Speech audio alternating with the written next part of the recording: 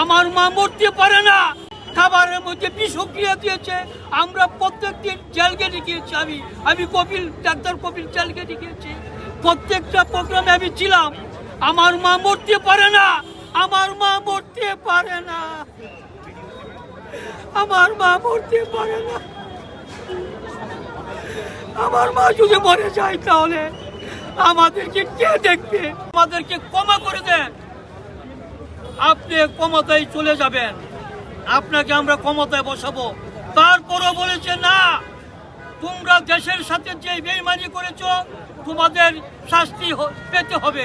তাই আমি বলবো, দেশনেত্রী বেগম খালেদা জিয়ার দেশপ্রেম কতটুকু সারা বাংলাদেশের জনগণ জানে, আমরাও জানি, আপনারাও জানেন। আমার মা যদি এখন মৃত্যুর সাথে পাঞ্জা লড়ছে, আমি আপনাদের মাধ্যমে আমি দেশবাসীকে জানিয়ে দিতে চাই, আপনারা শুধু হাত তুলে দোয়া করেন। কার দোয়ায় আমার মা বেঁচে যাবে? যদি বেঁচে যায় তাহলে বাংলাদেশ বেঁচে যাবে। আপনারা সবাই দোয়া করুন। আর এই যে বললেন আত্মত্যাগ, আত্মত্যাগের কত বলবো। এরশাদ বিরোধী আন্দোলন, এই স্বৈরাচারী হাসিনা বিরোধী আন্দোলন, কত অত্যাচার নির্যাতন হয়েছে আমি দেখেছি।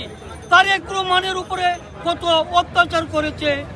রিমান্ডে নিয়ে একটা কুকুরকে এভাবে পিটাই না, তারপরও উনি এই দেশ ছেড়ে পালিয়ে যায় নাই।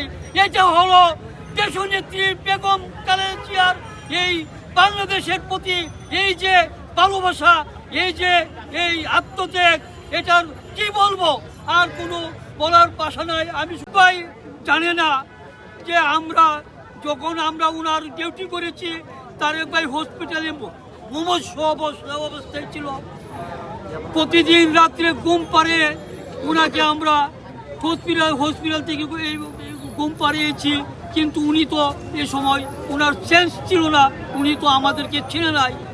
যদি দেশনেত্রী বেগম খালেদা জিয়া সুস্থ হয়ে যদি ফিরে আসতে পারে, তারেক রহমান যদি বাংলাদেশে ফিরে আসে, নির্বাচনে উনি যদি ক্ষমতায় আসতে পারে, তাহলে আমরা আমাদের মতো সারা বাংলাদেশে যারা নাকি এই দলের জন্য কাজ করে গেছে এবং পদের জন্য কোনো লালায়িত না, আমরা কোনোদিন পদবীর জন্য লালায়িত না। 11 সময় যখন কেউ ছিল না, তখন ওনার সাথে আমার প্রতিদিন কথা হতো।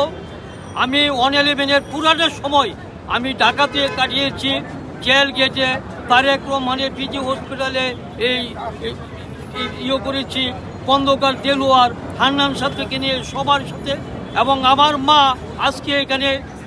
আজকে এখানে হসপিটালে শায়িত হয়েছেন। আমার মনটা টানতেছে না।